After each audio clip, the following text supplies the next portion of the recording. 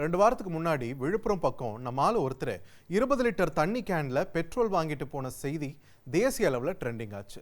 வழக்கமாக வட இந்தியாவில் தானே இப்படி செய்தி வரும், இப்போ என்ன நம்ம ஊர்லேயே ஆரம்பிச்சிட்டாங்களான்னு யோசிச்சுட்டு இருந்தப்போ தான் எங்களை யாராலும் மிஞ்ச முடியாதுன்னு கல்யாண வீட்டில் சாப்பாடு செய்கிற ஜம்போ சைஸ் பாத்திரங்கள் இருக்கும் இல்லைங்களா, பெரிய அண்டா குண்டாலாம் இருக்கும்ல, அதை டிராக்டரில் எடுத்து போட்டுக்கிட்டு வந்து பெட்ரோல் வாங்கிட்டு போயிருக்காங்க நம்ம உத்தரப்பிரதேச நண்பர்கள். காரணம், இந்தியாவில் 5-6 நாட்களுக்கான எண்ணெய் இருப்பு மட்டும்தான் இருக்குன்னு வெளியான ஒரு செய்தி. அண்டா சைஸை பார்த்து அதிர்ச்சியான அரசு அவசரமாக ஒரு விளக்கமும் கொடுத்துருக்காங்க.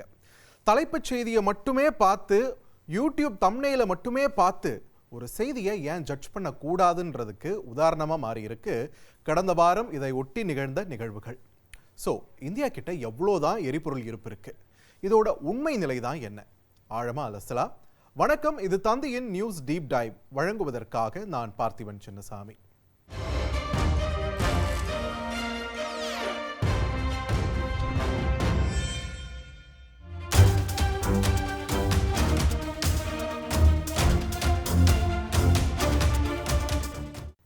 ஃபர்ஸ்ட் அண்ட் ஃபார்மோஸ்ட், பதற்றத்தை ஏற்படுத்தின அந்த செய்தி வெறும் வதந்தியா இல்லை உண்மை நிலவரமானு பார்த்துடலாம். எதன் அடிப்படையில் இந்த தகவல் வெளியாச்சு? மாநிலங்களவையில் பெட்ரோலியத்துறை இணையமைச்சர் சுரேஷ் கோபி வெளியிட்ட ஒரு தரவறிக்கை.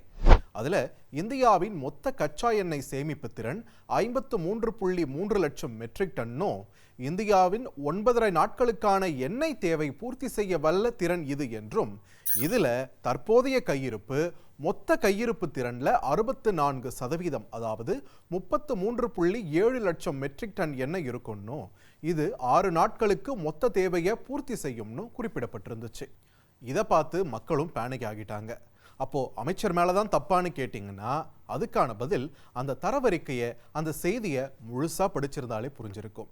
Indian strategic petroleum reserves limited, அதாவது இந்திய உத்திசார் பெட்ரோலிய கையிருப்பு நிறுவனம் என்ற ஒரு அமைப்பின் மூலமா இந்தியாவின் அவசர கால தேவைக்கான எண்ணெயை சேமிக்க பூமிக்கடியில பிரம்மாண்டமான கட்டமைப்புகள் ஏற்படுத்தப்பட்டிருக்கு. இதன்படி ஆந்திர மாநிலம் விசாகப்பட்டினத்தில் 13.3 லட்சம் மெட்ரிக் டன் கொள்ளளவு கொண்ட எண்ணெய் சேமிப்பு கிடங்கும், கர்நாடக மாநிலம் மங்களூருல 15 லட்சம் மெட்ரிக் டன் கொள்ளளவு கொண்ட எண்ணெய் சேமிப்பு கிடங்கும், அதுக்கு பக்கத்திலேயே பாடூர் பகுதியில் 25 லட்சம் மெட்ரிக் டன் கொள்ளளவு கொண்ட எண்ணெய் சேமிப்பு கிடங்கும் செயல்பட்டு வருது.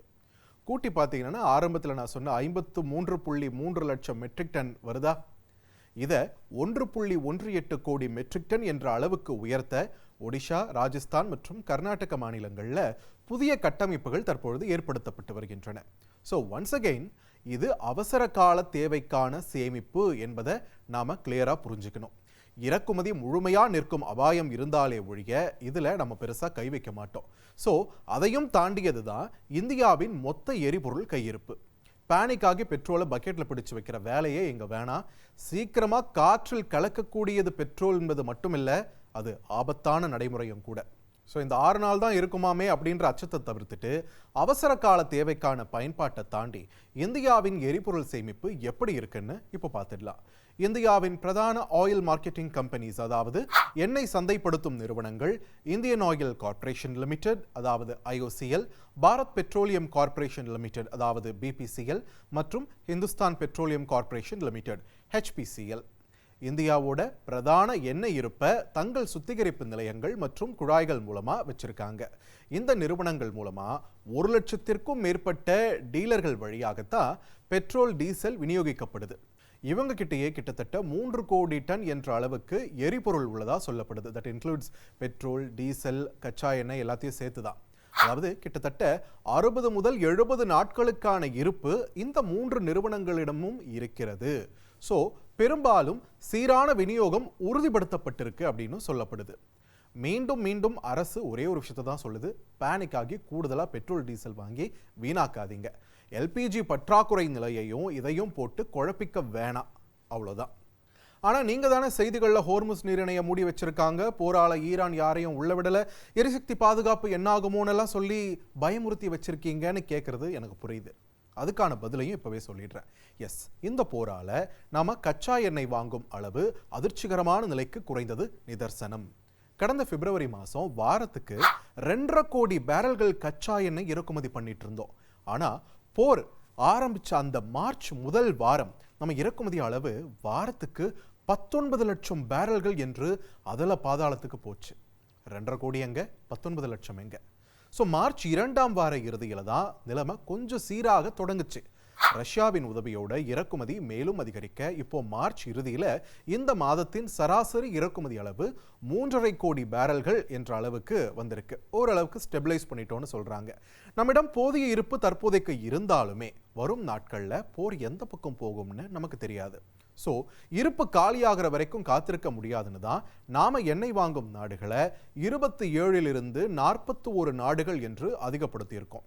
குறிப்பா ட்ரம்பின் வரி கொள்கையால ரஷ்ய எண்ணெய் இறக்குமதியை பெருமளவில் நம்ம குறைச்சிருந்தோம் இல்லையா? எந்த அளவுக்குன்னா ஒரு 3.5 வருஷம் நம்மளுடைய டாப் ஆயில் சப்ளையர்ஸ் எண்ணெய் இறக்குமதியாளர்கள் அப்படின்ற பட்டியல் எடுத்து பார்த்தா நம்பர் 1 இடத்துல ரஷ்யா தான் இருந்தது. ஆனால் போன மாதம் ரஷ்யா 2ஆம் இடத்துக்கு போச்சு. அண்ட் நம்ம மொத்த இறக்குமதியில் வெறும் 19% என்ற அளவுக்கு ரஷ்யாவின் நிலை குறைந்திருந்தது. ஆனால் இப்போ இந்த இக்கட்டான நிலையில் போர் மேகம் இங்கே வளைகுடா பிராந்தியத்தை சூழ்ந்திருக்கக்கூடிய நிலையில் ரஷ்யா கிட்ட இருந்து எவ்வளோ எண்ணெய் வாங்க ஆரம்பிச்சிருக்கோம் தெரியுமா?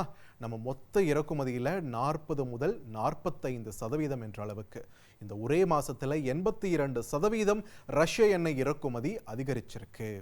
ஸோ இன்னொரு 2 வாரத்தில் மறுபடியும் நம்மோட சராசரி அளவுக்கான இறக்குமதியானது நார்மலைஸ் ஆகிடும் அப்படின்னு சொல்லியிருக்காங்க. எந்த அளவுக்கு நிலைமை சீராக்கப்பட்டிருக்கு தெரியுமா? நம்ம பங்காளி தேசமான பங்களாதேஷுக்கு உதவிக்கரம் நீட்டும் விதமா 50,000 டன் டீசல் தர ஒப்புக்கொண்டு முதல் கட்டமா 21,000 டன் டீசல் அனுப்பி வச்சிருக்கோம். அப்படியே இங்க நம்ம இலங்கையில அவசர கால தேவைக்காக 20,000 டன் டீசல் மற்றும் 18,000 டன் பெட்ரோலை அனுப்பி வச்சிருக்கோம். பயப்படும் அளவுக்கு பற்றாக்குறை இருந்தா இது சாத்தியமா? ஸோ பெட்ரோல் டீசல் பற்றாக்குறை பத்தி கவலைப்பட வேணாம். நல்ல செய்தியா சொல்லிட்டு இருக்கேன்னு கொஞ்சம் நிம்மதியாயிடுச்சா? சரி, இப்போ பேட் நியூஸை சொல்லவா? விலை ஏற்றம் 54 முதல் $60 என்ற அளவில் கச்சா எண்ணெயை நம்ம விலை கொடுத்து வாங்கிட்டு இருந்த நிலையில் இப்போ அது $100 தாண்டி போயிட்டு இருக்கு. மத்திய அரசு கலால் வரியை குறைச்சு எண்ணெய் நிறுவனங்களுக்கு நிம்மதி பெருமூச்சு கொடுத்து விலையேற்றத்தை நம்ம தலையில ஏத்தாம இப்போதைக்கு விட்டுருக்காங்க. ஆனால் ஹோர்முஸ் நீரிணையில் வர்த்தக போக்குவரத்து சீராகாத பட்சத்தில் வரும் நாட்களில் ஏன் பூசி மொழிக பேசிக்கிட்டு தேர்தலுக்கு பிறகே பெட்ரோல் டீசல் விலையேற வாய்ப்பு இருப்பதா எதிர்க்கட்சிகள் கிளி கிளப்ப தொடங்கியிருக்காங்க. அதுக்கு தகுந்தாற் போல என்னதான் நம்ம எண்ணெய் சந்தையை விரிவுபடுத்தினாலும் பயண தூரமும் நேரமும் அதிகமாறதால அதிகம் செலவு பண்ற நிலைக்கு தள்ளப்பட்டிருக்கோம். இந்த இடத்துல தான் ஹோர்முஸ் நீரிணை பாதையோடைய அருமை நமக்கு இன்னும் அதிகமாக புரியுதுங்க. அந்த பாதை வழியாக வளைகுடா பிராந்தியத்துக்கு உள்ள போயிட்டா போதும். கச்சா எண்ணெய் வேணுமா கிடைக்கும், இயற்கை எரிவாயு வேணுமா கிடைக்கும், எல்பிஜி வாயு வேணுமா கிடைக்கும். அள்ளல்ல குறையாத வளம் கொடுக்கக்கூடிய ஒரு இடமா இருந்தது. Thanks to America, Israel and Iran இன்னைக்கு இங்கே நம்ம உள்ளூரில் ஒரு மிக பின்தங்கிய ஒரு பகுதி கூட அதோடைய தாக்கத்தை உணரக்கூடிய நிலைமைக்கு தள்ளப்பட்டிருக்கோம். இது பத்தாதுன்னு ரஷ்ய எண்ணெய் துறைமுகம் மேல யுக்ரைன் தாக்குதல் வேற நடத்தியிருக்கு. ரஷ்யா தங்கள் பெட்ரோல் ஏற்றுமதியை நிறுத்தி வைக்க அவங்களும் கச்சா எண்ணெய் பற்றாக்குறையால பாதிக்கப்பட்டுடுவாங்களோ அப்படின்ற ஒரு அச்சத்தினால கச்சா எண்ணெய் விலை மேலும் ஏறுமோ அப்படின்ற ஒரு பீதி உலகை இப்போ பீடிச்சிருக்கு. இன்னொரு பக்கம் ட்ரம்ப் ஈரான் மீதான தாக்குதலை தீவிரப்படுத்த தங்கள் நாட்டு துருப்புகளை ஹோர்முஸ் நீரிணை அருகே களமிறக்கும் முயற்சியில் இருக்கார். இந்த தொகுப்பு ஒளிபரப்பாகும் போது நிலைமை எப்படி வேணாலும் மாறி இருக்கலாம். அதோட ஹோர்முஸ் நீரிணையை அமெரிக்கா கைப்பற்றி அதை ட்ரம்ப் நீரிணைன்னு பெயர் மாத்திர ஆசை வேற அந்த மனுஷனுக்குள்ளார முளைச்சிருக்கு. எப்படி சிக்கியிருக்கும் பார்த்தீங்களா? ஸோ வரும் நாட்களில் அல்லது வரும் வாரங்களில் இந்த எண்ணெய் பற்றாக்குறை இல்லை அப்படின்றத நாம் ஓரளவுக்கு உறுதிப்படுத்திக்கிட்டோம் அப்படின்னாலுமே இந்த விலையேற்றம் என்பதை நம்மால் தவிர்க்க முடியுமா என்பதை நாம் பொறுத்திருந்துதான் பார்க்க வேண்டும்.